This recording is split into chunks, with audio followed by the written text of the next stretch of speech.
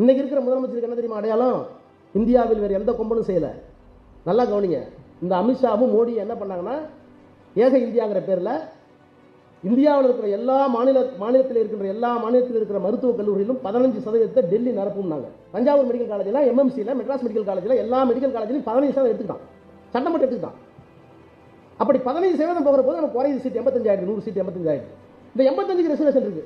பிசிக்கு, எம்பிசிக்கு, வன்னியருக்கு, நாடாருக்கு, முதலியாருக்கு, முக்குளத்தோருக்கு, கவுண்டருக்கு, எல்லாத்துக்கும் இருக்கு. பறையருக்கு, பல்லருக்கு, அறிஞருக்கு இருக்கு. மீதி 15 எடுத்துக்கிட்டான் பாரு. அதுக்கு ரிசர்வேஷன் இல்லை. அதுக்கு நேரம் அவாலே வந்துடுவான். தமிழ்நாட்டில் மட்டும் கிட்டத்தட்ட 60 காலேஜ் 70 காலேஜ் இருக்குன்னு நினைக்கிறேன். கூட இருக்கும் தனியார் கல்லூரி சேர்த்து. அப்போ இந்தியாவுக்குள்ள எத்தனை கல்லூரிகள் இருக்கும்? இத்தனை கல்லூரியிலையும் 15% லாபகமாக சொல்லாமல் கொள்ளாமல் சட்டம் ஏற்றி தூக்கிட்டு போயிட்டாங்க. சரி பரவாயில்ல, ஏக இந்தியாவோட ஒற்றுமையாக இருக்க வேண்டும். ஆனால் அந்த 15%க்குள் தாழ்த்தப்பட்டவர்களுக்கும் பிற்படுத்தப்பட்டவர்களுக்கும் பெண்களுக்கும் இடஒதுக்கீடு உண்டான எவனாய் சிந்திக்கல. உச்சநீதிமன்றத்திற்கு போய் அந்த 15% தாழ்த்தப்பட்டவர்களுக்கும் பிற்படுத்தப்பட்டவர்களுக்கும் பெண்களுக்கும் உண்டு என்று உத்தரவு வாங்கிய ஒரே முதலமைச்சர் இந்தியாவில் வருதான்.